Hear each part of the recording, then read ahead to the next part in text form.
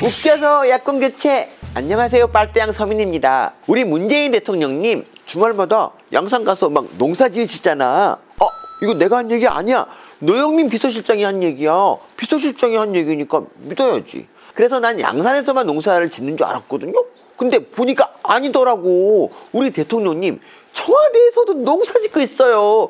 고추 농사. 이 새 정부에 고춧가루 오지게 뿌리잖아. 지난주에 JTBC에 출연해서 윤석열 당선인한테 뭐 지도자로서 적절치 않다, 이해가 부족하다면서 고춧가루 15톤 덤프로다가 막 갖다 퍼부었죠. 엊그제는 국민청원 답변자로 나서서 청와대 이전이 모순적이라면서 또 고춧가루 막 공중살포했어. 이 정도면 청와대에 고추만 있는 거야. 그래서 청와대 이전 반대했구나. 고추 아까워서. 이뿐만이 아닙니다. 손석희랑 촬영한 JTBC 대담, 이거 지난달 14일날 촬영했거든요. 그때 손석희가 물었어. 이 검수완박 어떻게 생각하냐고. 그러니까 우리 고추왕 문통, 그건 국회의 몫이다 어쩌다 하면서 어물쩍 넘어갔어요. 근데 그로부터 딱 열흘 지난 지난달 25일 이 자주 하지도 않던 기자간담회 갑자기 하더니 기자들한테 한 말이 뭔 줄 알아? 검수완박 중재안이 아주 잘 됐대. 아니 열흘 전에는 국회 몫이니 어쩌니 하더니 왜 이제 와서 검수완박에 찬성해? 이 수준이면 이 고춧가루 뿌리다 못해 거름을 뿌리는 거예요. 그렇지, 똥물. 이 김두한은 괜히 생고생했어. 우리 문통처럼 말로 똥물 뿌리면 되지 왜 힘들고 더럽게 진짜 똥물을 갖다 뿌려. 문통 농사 지으면 만석돈 되겠어요. 입으로 분뇨 분사하는 거 봐. 비료가 만들 거 아니야. 근데 잠시 생각해 봅시다. 문통은 왜 이렇게 고춧가루를 뿌리다 못해 똥물을 분사할까요? 성격이 나빠서? 물론 그것도 맞아. 자기 욕했다고 국민을 고소할 정도로 옹졸하잖아. 근데 단순히 성격이 파탄났다, 옹졸하다? 이 이유만일까요? 아닙니다. 여러분도 느끼셨겠지만 이 문통의 고춧가루는 이 짧은 기간에 매우 반복적이고 의도적이에요. 그렇지! 이 뒤에 이 전략이 숨어 있는 거야. 그 전략에 맞춰서 계획적으로 행동하는 거지. 그렇다면 그 전략이 뭐냐?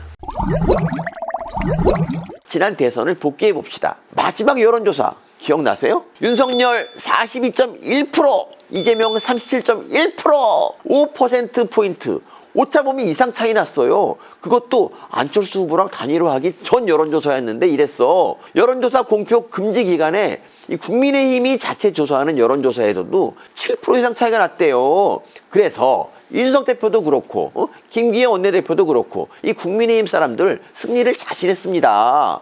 근데 막상 까보니까 어땠나요? 불과 0.7% 차이. 사람들 놀라서 다 뒤집어졌습니다. 근데 이거 왜 이런 결과가 나온 걸까요? 여론조사가 틀린 걸까요? 작가님 어떻게 생각해요? 여론조사 틀린 거야? 틀린 거 아니에요? 그렇게 단순하게 생각하니까 당신이 글을 못 쓰는 거야. 이거 틀린 게 아니야. 여론조사는 맞았습니다. 근데 왜 수치가 달라요? 그래, 이런 질문을 하라고. 이래야 당신 글을 잘 쓸 수가 있는 거예요. 여러분도 생각해보세요. 왜 지난 대선에선 이 여론조사랑 실제 득표율이 달랐냐? 여론조사는 응답자가 그냥 자기 볼일 보다가 전화 한 통 띡 받으면 됩니다. 이거 똥 누면서도 할 수 있고 코 파면서도 할 수 있고 누워서 식은죽 먹으면서도 할 수 있어. 간단하지. 근데 투표는 어때요? 이 무거운 몸 이끌고. 뭘 봐요? 아니 안 봤어. 내가 안경 꼈더니 눈이 답답해서. 아무튼 투표는 이 무거운 몸을 이끌고 힘들게 투표장까지 나가야 돼. 이 전화 한 통 받는 것보다 훨씬 더 수고로운 일입니다. 이 차이가 여론조사와 득표율의 차이를 만든 거야. 국민 전체의 표심은 5% 이상 윤석열을 더 지지했을지 몰라도 투표장에 나온 사람들 표심은 단지 0.7%만이 윤석열을 더 지지한 거지. 이게 지난 대선 여론조사와 실제 득표율이 차이나는 이유입니다. 한마디로 이재명 지지하는 사람이 훨씬 더 많이 투표장에 간 거예요. 그렇다면 이제 한 달 앞으로 다가온 지방선거는 어떨까요? 오늘 나온 여론조사 보니까 국민의힘 지지율 47%, 민주당 40%. 이 수치가 투표로 이어진다면 이 지방선거도 국민의힘이 수월하게 이기겠죠? 근데 민주당의 저 40% 지지율이 무조건 투표로 나오는 사람들 지지율이다. 이렇게 생각해 보세요. 어때? 이길 것 같아요? 게다가 지방선거는요, 다들 아시겠지만 투표율이 낮아. 무슨 뜻이냐면 국민의힘 지지율 47%는 이 투표장에 안 갈 확률이 더 높다는 얘기예요. 근데 민주당 지지율 40%는 몽땅 다 투표장에 간다고 생각해 보세요. 어때? 섬뜩하지? 무섭지? 맞습니다. 이 집토끼만 잘 잡아놓으면 지지율은 지더라도 투표에서는 이긴다.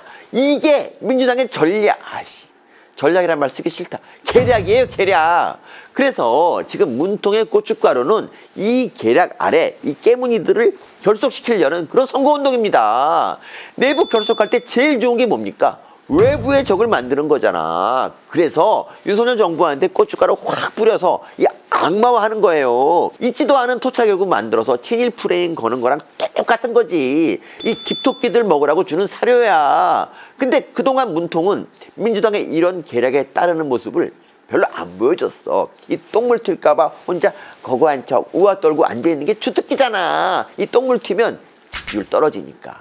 근데 이젠 똥물이 튀든 말든 상관없이 이 집토끼 잡는 민주당 계략에 합류한 거예요. 그리고 이렇게 합류한 이상 이 퇴임 후에도 계속 메시지 던지면서 정치질 할 겁니다. 이번 달에 이 바이든 방한할 때 문통이 바이든을 만난다잖아. 아니 퇴임한 대통령이 왜 바이든을 만나? 청와대는 미국이 먼저 요청한 거라고 하는데 전 이거 연막 치는 거라고 봐요. 계속 정치 행위하면서 이 집토끼 사려주겠다는 거지. 근데 말했다시피 이거 선거 개입이야. 이 대통령 권한을 이용해서 이 민주당의 선거를 돕는 거잖아. 티 안 나게. 이 미꾸라지처럼 법의 빈틈을 이용해서 고쟁이의 방구 새듯 얼마나 잘 빠져나가는지 눈에 안 띄어. 이런 버꾸라지 같은 정치가 문재인 정부랑 민주당이 만들어 놓은 현실이에요. 엊그제 검수완박 통과할 때 이 회기 쪼개기도 그렇고 안건조정위원회 통과하려고 민영배 탈당시켜서 야당 만드는 거 봐요. 다양한 의견을 들으려고 야당 몫으로 만들어 놓은 자리를 이 꼼수로 꿀꺽한 거야. 여러 군데서 얘기 나오게 있지만 이거 독재입니다. 우리는 이 새로운 독재의 직면에 있어요. 옛날 독재가 이 총, 칼, 군합발로 짓밟았다면 이 독재는 의회를 장악한 다음에 다수당을 통해서 법으로 합니다. 입법 독재.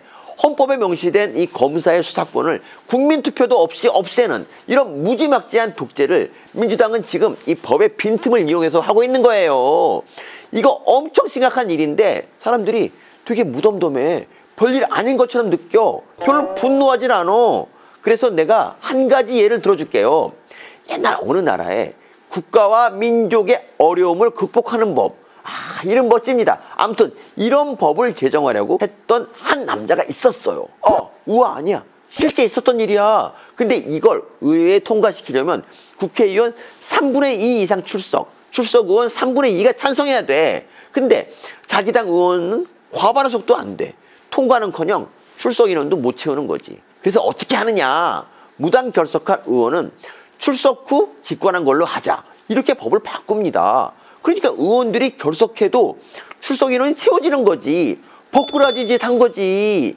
출석 인원 채워졌으니까 이제 찬성 인원 늘려야죠. 지금 민주당이 정의당 구슬려서 검수완박 통과시킨 것처럼 이 남자도 이 반대하는 당 살살 구슬려서 이 찬성표를 늘립니다. 그래서 마침내 이 법을 통과시키죠. 법 이름이 뭐랬죠? 국가와 민족의 어려움을 극복하는 법. 이렇게 죽이는 법이 통과됐으니까 이 나라는 얼마나 발전했겠어요? 근데 이 나라 89년 전 독일이고요. 이름이 멋들어진 이 법은 그 악명 높은 수권법이에요. 그리고 눈치채셨죠? 이 법을 통과시킨 이 남자, 이 법으로 총통이 된 이 남자 바로 히틀러입니다. 지금 민주당은 히틀러 같은 입법 독재를 시도하고 있는 거예요. 검찰청상화 이름 얼마나 멋져? 근데 히틀러랑 똑같아. 이름만 멋지지 헌법에 명시된 권한을 이 국민투표도 없이 없애버리잖아. 이거 독재예요. 얘네들 왜 이렇게 겁도 없이 이런 엄청난 짓을 저지르지? 정말 이해가 가지 않습니다. 이게 이렇게까지 해야 될 일인가? 그래서 내린 결론은 하나. 얘네들 지은 죄가 많구나. 이렇게 절박한 이유가 감옥 안 가려는 노력이구나. 이 결론뿐이에요. 그래서 이재명은 보궐선거에 출마할 겁니다. 그래야 방탄국회로 보여줄 수 있으니까. 지방선거에서도 이겨야죠. 대통령이 입으로 분뇨를 분사하고 선거 개입을 하는 한이 있더라도 그래야 경기도지사, 성남시장 같은 지방 권력 지켜서 이 짠내나게 수사 안 당할 테니까 이게 지금 민주당이 민낯치고 이 민주당을 국회 다수당으로 뽑아준 우리 국민이 처한 현실이에요. 비극이고 재앙이지. 근데 이 비극을 끝낼 방법이 있어요. 의외로 간단합니다. 이 전화 오면 번호만 틱 누르지 말고 투표장으로 그냥 가면 돼. 이 머리 깨진 애들보다 더 많이 투표로 가면 이 비극, 이 재앙 간단히 끝납니다. 그리고 우리끼리 내부 총질도 선거 때까지는 좀 그만해야 돼. 이 내부 총질하면서 싸우면 중도들 보기에 콩가루를 보여요. 안 그래도 투표로 가기 귀찮은데 이 사람들 투표 포기증 내버린다니까. 어쨌든 그래서 오늘의 결론을 내리자면 집토끼 잡아서 지방선거 이기려고 이 문통은 퇴임 후에도 메시지 던지면서 이 정치 개입 계속 할 거고, 민주당은 입법 독재를 꾸준히 시도하면서 윤석열, 김건희를 계속 악마화할 거다. 이 계략을 막으려면 우리가 6월 1일 지방선거 날 압도적으로 투표장에 가야 한다. 이게 오늘 빨대왕의 한 줄 정리입니다. 교수님 세 줄인데요? 야, 이런 거 따지니까 네가 글을 못 쓰는 거야. 교수님 근데 문통이 퇴임하고도 정치 간섭 안 하면 교수님 창피해서 어떡해요? 그럼 나 때문에 안 하는 거지. 내가 민주당 작전을 미리 폭로해서. 근데 너 오늘따라 왜 자꾸 따지냐?